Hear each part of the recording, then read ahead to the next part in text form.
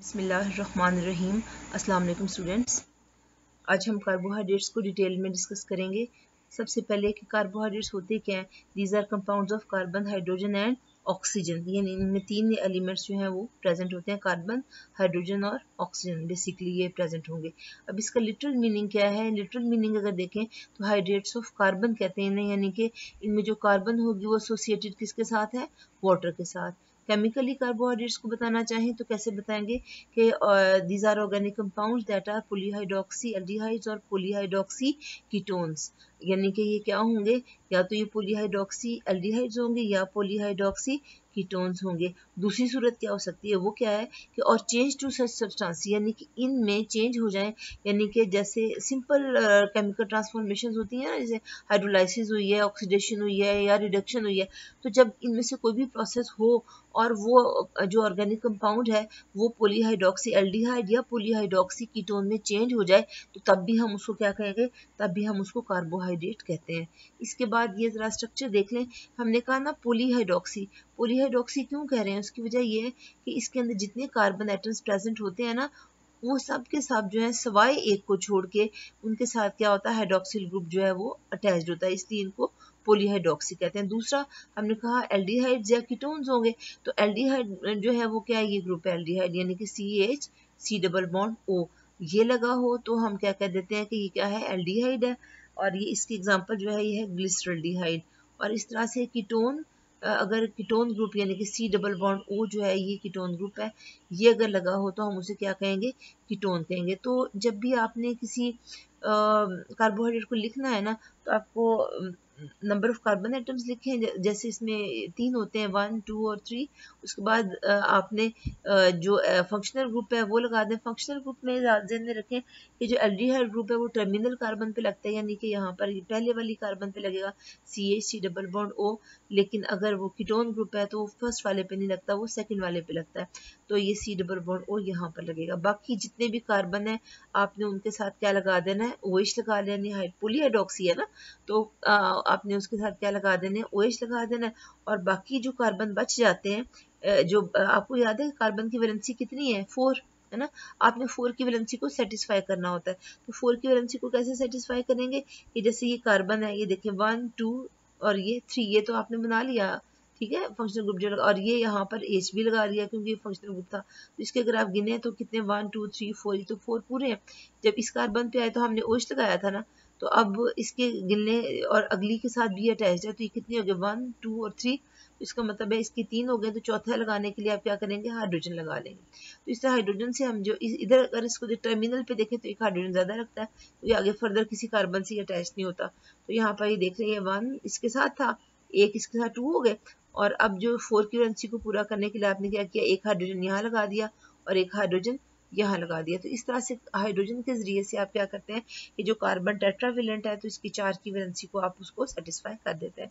Similarly आप कोई भी जब आप लिखेंगे कार्बोहाइड्रेट लिखेंगे तो उसमें आपका तरीका यही होगा कि पहले जितने कार्बन है उनको लिख लें, उसके बाद फंक्शनल ग्रुप लगा लें, और उसके बाद आपने क्या करना है? उनके जो बच जाएंगे उनके साथ सबके साथ OH लगाएं, और फिर गिन लें आपने कार्बन के लिहाज से आप हाइड्रोजन के साथ उसकी वैलेंसी को पूरा कर दें। तो इस तरह से आप किसी भी कार्बोहाइड्रेट का स्ट्रक्चर लिख सकते हैं। इसके बाद क्लासिफिकेशन ऑफ कार्बोहाइड्रेट्स आ जाती है, तो इनको कॉमनली जो है हम क्या कहते हैं? शुगर्स कहते हैं। और शुगर जो है ये इसका जो है वो हम सैकराइड्स भी क्योंकि इसके लिए वर्ड यूज करते हैं, तो सैकराइड का वर्ड जो है वो कहाँ से लिया गया है? सैकरॉन से। सैकरॉन ग्रीक में शुगर को ही कहते हैं। और इसकी रीज़न क्या है सैकराइड्स कहने की? कि असल में जितने भी जो कार्बोहाइड्रेट्स जो कि ज़्यादातर आप जिनसे फेमिलियर होते हैं वो क्या है? उनका टेस्ट जो है वो स्वीट है, तो इस वजह से इसको हमने ये नाम दिया है। बेस ऑफ क्लासिफिकेशन जो है वो है नंबर ऑफ सैकराइड यूनिट्स, तो जितनी सैकराइड यूनिट्स होंगी उसकी बेस पे हम इसको क्या करेंगे?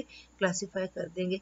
तो हमने अभी क्योंकि बेस हमने क्या कहा कि सैकराइड यूनिट्स बेस है, तो उसकी बेस के ऊपर हमने क्या किया हुआ है कि जो कार्बोहाइड्रेट्स हैं उनको 3 ग्रुप्स में हमने उसको जो है डिवाइड किया हुआ है या क्लासीफाई किया हुआ है। तो वो कौन कौन से हैं? मोनोसैकराइड्स, ओलिगोसैकराइड्स और फिर पॉलीसैकेराइड्स।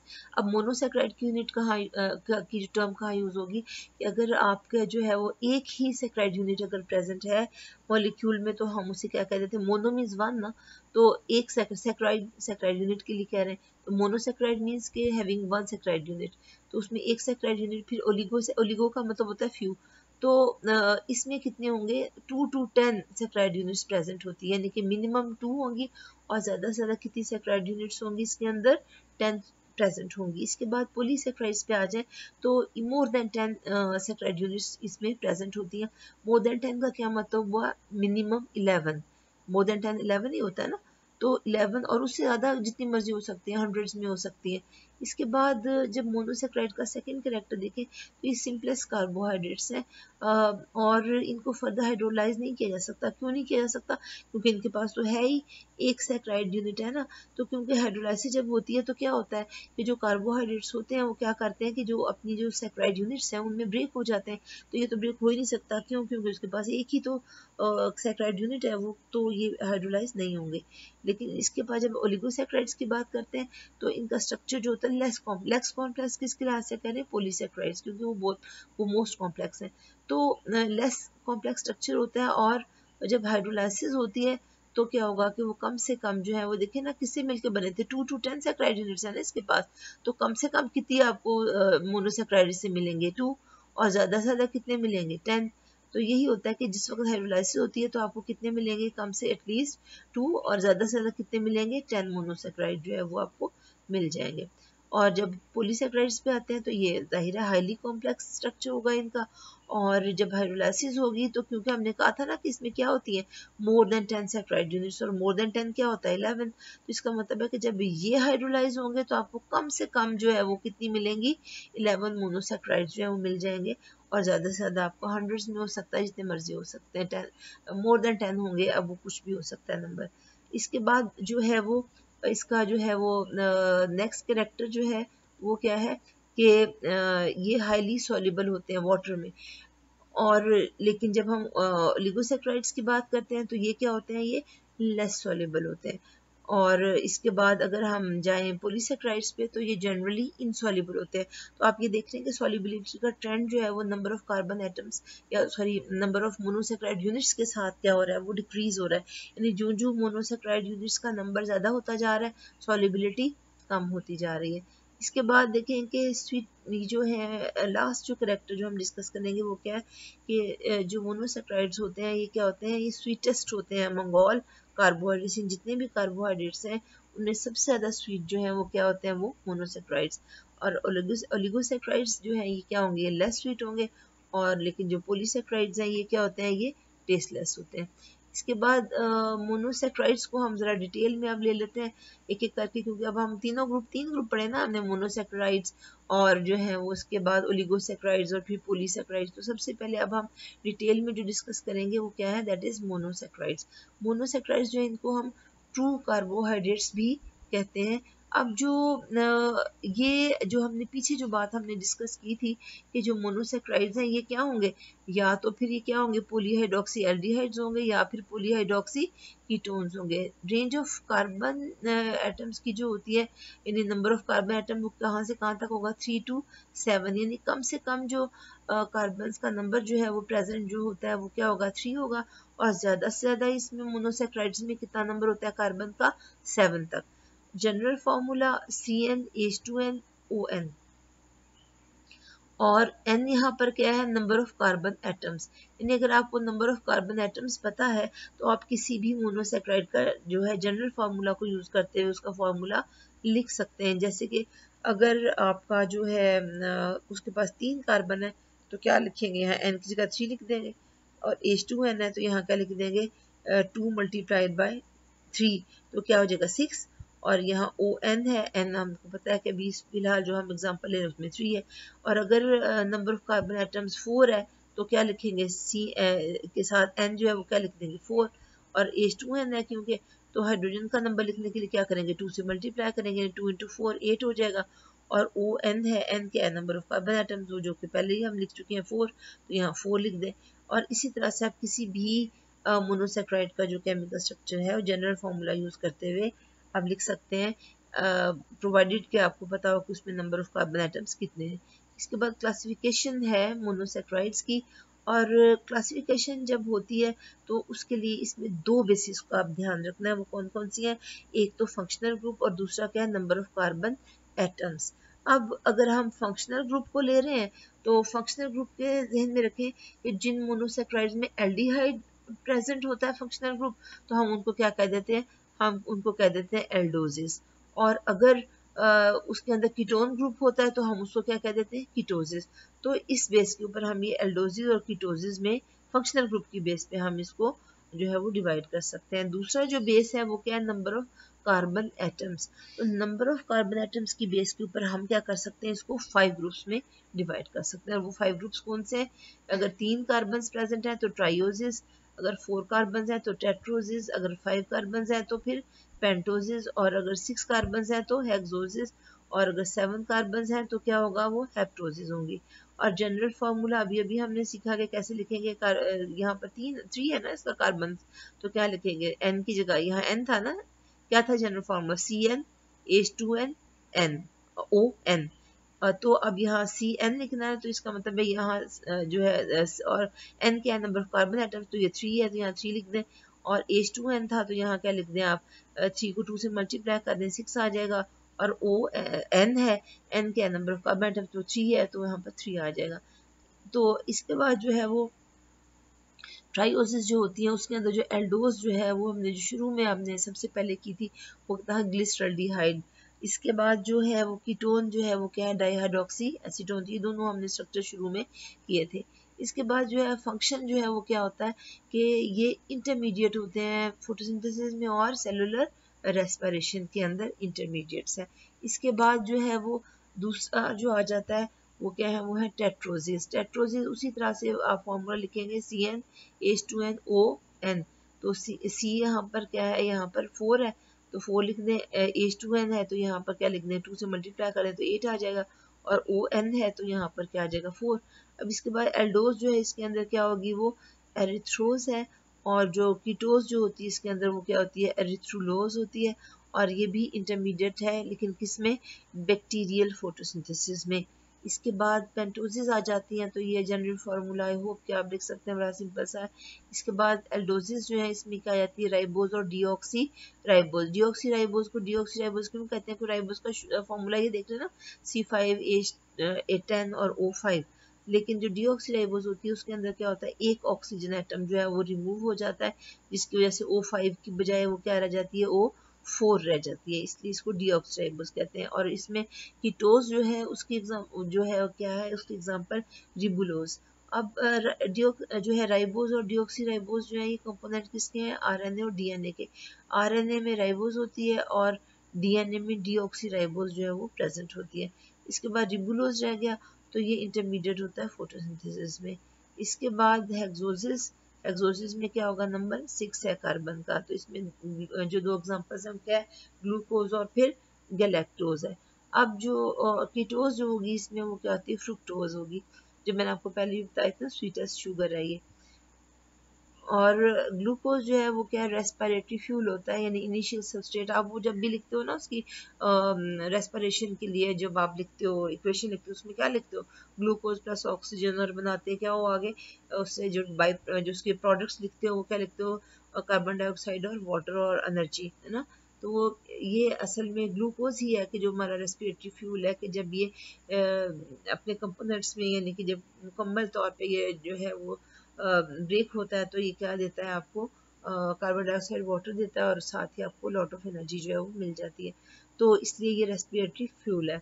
इसके बाद फ्रुक्टोज जो है ये इंटरमीडिएट होता है रेस्पिरेशन में। और गैलेक्टोज जो है ये कॉमन कंपोनेंट है मिल्क शुगर का। इसके बाद हमारा जो लास्ट 5th कैटेगरी है वो क्या है? हेप्टोसिस। हेप्टोसिस जो है ये जनरल फार्मूला होगा C7H14O7। और इसमें जो एल्डोज जो होती है वो है ग्लूको हेप्टोज, और जो कीटोज है वो क्या है? एसिडो हेप्टुलोज। और ये इंटरमीडिएट है जो है उसमें फोटोसिंथेसिस में। इसके बाद केमिकल स्ट्रक्चर मोनोसेक्राइड्स का उसको डिटेल में ले लें। तो होता क्या है कि क्रिस्टलाइन फॉर्म में जो है ये ओपन चेन स्ट्रक्चर में प्रेजेंट होते हैं, यानी कि जब ये ड्राइड फॉर्म में है, जब आपने इसको वाटर में डिजॉल्व नहीं किया हुआ तो ये ओपन चेन स्ट्रक्चर में होंगे, लेकिन जिस वक्त आप वो उसको वाटर में डिजॉल्व करते हैं तो फिर क्या होगा कि ये रिंग चेन स्ट्रक्चर में चले जाते हैं। खासतौर पर पेंटोसिस है, हेक्सोसिस है, ये क्या होता है कि ये अपने रिंग वाले स्ट्रक्चर में चले जाते हैं। अब इसमें दो तरह की रिंग्स बनती हैं, एक फ्यूरानोज रिंग और एक पायरानोज रिंग। तो ये दोनों रिंग्स जो हैं वो इसमें बनेंगी। अब इसमें जो है एग्जांपल ज़रा डिटेल में डिस्कस कर लें राइबोस की। तो राइबोस में होगा क्या कि ये राइबोस का सबसे पहले तो ये जो है इसका ओपन चेन स्ट्रक्चर बनाने की जो तरीका आपको बताया था ऐसा ही है। आपको पता है राइबोस में 5 कार्बन होती हैं, तो यहाँ पर पहले 5 कार्बन लिख लें। इसके बाद आपने क्या करना है, यहाँ कार्बन नंबर 1 पे फंक्शनल ग्रुप यानी कि CHO लिख लें, जो कि आपका जो है एल्डिहाइड है। और इसके बाद जितने कार्बन है सबके साथ क्या लिख लें, OH लिख लें। उसके बाद वैलेंसी पूरा करने के लिए हाइड्रोजन जो है साथ लगा लें। तो इस तरह से आपका ये ओपन चेन स्ट्रक्चर लिखा जाएगा।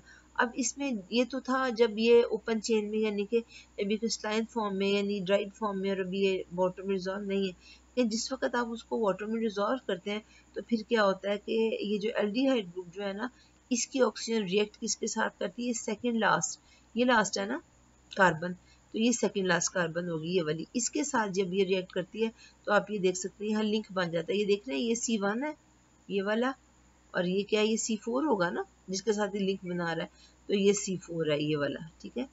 ये जो कॉर्नर्स है ना, कॉर्नर्स यहाँ कार्बन लिखे हैं या ना लिखे, इसका मतलब होता है यहाँ कार्बन प्रेजेंट है। तो यहाँ ये लिंक बन गया ऑक्सीजन के थ्रू, ये देखें ये लिंक बन गया।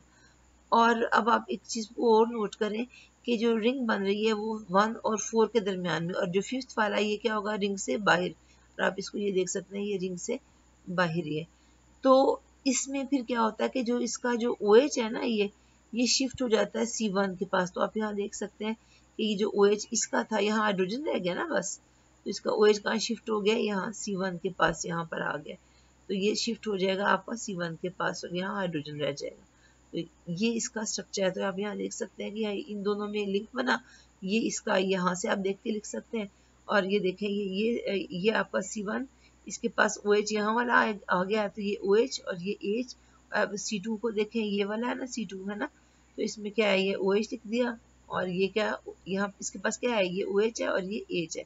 तो यहाँ पर ये देखिए ये 2 और ये क्या है OH और ये H लिख दें। और फिर अगले थर्ड वाले पे जाएं, उस पर भी यहाँ से देखें ये OH और H है, तो आप यहाँ पर लिख दें OH और ये H।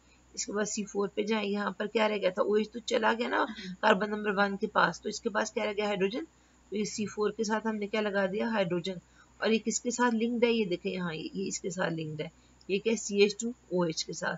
तो ये हमने क्या किया, इस कार्बन को किसका लिंक कर दिया, CH2OH के साथ। तो इस तरह से इसका रिंग स्ट्रक्चर जो है वो आप आसानी के साथ लिख सकते हैं। इसके बाद जो है जो मज़ीद जो हम थोड़ी सी बात करेंगे वो पेंटोस और हेक्सोस मॉलिक्यूल्स जो होते हैं वो क्या होता है कि जब वो रिंग स्ट्रक्चर में होते हैं तो वो क्या एग्जिस्ट कर सकते हैं दो फॉर्म्स में, या तो वो अल्फा फॉर्म में होंगे यानी अल्फा शुगर्स बनाएंगे, या फिर बीटा फॉर्म में यानी कि बीटा शुगर्स बनाएंगे। तो ये दो तरह की शुगर्स ये जो है वो बनाते हैं कि जब कोई भी चाहे पेंटोस है या हेक्सोस है, ये रिंग स्ट्रक्चर के अंदर जो है वो अल्फा या बीटा फॉर्म्स में चला जाता है। डिपेंड करता है किसके ऊपर, कि जो C1 के ऊपर हाइड्रोजन और हाइड्रोक्सिल आयन की जो है ना पोजीशन, उस पर डिपेंड करता है। तो आप ये देख सकते हैं ये है ग्लूकोज का ओपन चेन स्ट्रक्चर। अब ये ओपन चेन स्ट्रक्चर पहले ये सीख लें इसको लिखना कैसे, क्योंकि थोड़ा सा राइबोज से इसमें फ़र्क है। जो फ़र्क आपने याद रखना वो क्या है कि आपने सबसे पहले तो उसी तरह से लगा देना है। अब ये ग्लूकोज में 6 कार्बन है ना, आप ये 6 कार्बन लगा दें, ठीक है। इसके बाद आपने जो टर्मिनल कार्बन है ये वाला, यहाँ पर एल्डिहाइड ग्रुप लगा दिया आपने, C+OH लगा दिया यानी CHO लगा दिया आपने। और उसके बाद जो है वो आपने क्या किया कि जितने कार्बन थे उनके साथ आपने OH लगाना है। लेकिन क्या करना है, सबसे पहले क्या करें कि जो थर्ड कार्बन है, थर्ड कार्बन उसमें क्या करना है कि आपने OH जो है वो लेफ्ट पे लगाना है। ये डी ग्लूकोज का है ना, हम जो ओपन स्ट्रक्चर कर रहे हैं इसमें क्या है कि आपने OH को कहाँ लगा देना, थर्ड वाले को सिर्फ लेफ्ट पे, और बाकी जितने भी OH हैं उन सबको इधर लगा दें राइट साइड पे, ठीक है। अब ये लगा लिया और उसके बाद आपने क्या करना है, आपने वो गिनते जाएं और आप ये हाइड्रोजन जो है बाकी सब, यहाँ तो OH लगा था तो जाहिर है इसके साथ यहाँ H लगेगा, और बाकी सब जहाँ जहाँ आपने OH लगाया वहाँ पर हाइड्रोजन लगा के इसकी वैलेंसी को पूरा कर लें। तो ये आपका क्या हो जाएगा, ग्लूकोज का। ग्लूकोज के स्ट्रक्चर में बस इतनी सी बात याद रखनी है कि जो थर्ड कार्बन है उसके ऊपर जो है ना आपने OH को किधर लगाना है, लेफ्ट के ऊपर लगाना है। अब जरा आ जाए इसकी रिंग फॉर्म के ऊपर। जब अल्फा ग्लूकोज और बीटा ग्लूकोज दिखते हैं तो आपने सिर्फ और सिर्फ अल्फा बीटा देखने के लिए आपने ये C1 है, इसकी सिर्फ C1 को देखना और किसी को भी नहीं देखना। C1 में आपने क्या देखना है कि अगर इसमें जो OH ग्रुप है वो कहाँ पर है, कि वो डाउनवर्ड है, यानी कि ये देखें यहाँ नीचे की तरफ है तो ये क्या होगा, अल्फा।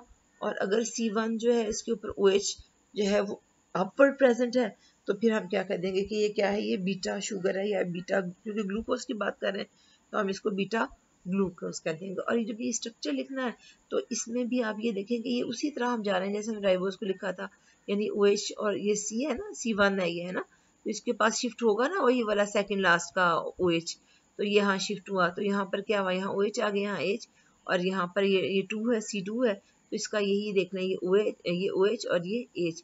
लेकिन जब C3 पे जाते हैं तो आपको याद है हमने लेफ्ट पे लिखा था, तो अब हम इसको नीचे नहीं लिख सकते, अब हम इसको कहाँ लिखेंगे, सिर्फ 3 वाले को ऊपर लिखेंगे। उसके बाद फिर ये C4 है, ठीक है, इसका भी जो है ये OH नीचे और ये OH इधर, और जो 5 वाला है उसके साथ याद है ना सेकंड जो लास्ट था उसका OH तो शिफ्ट हो जाता है ना C1 के पास, तो इसके पास क्या रह गया, सिर्फ और सिर्फ हाइड्रोजन रह गया।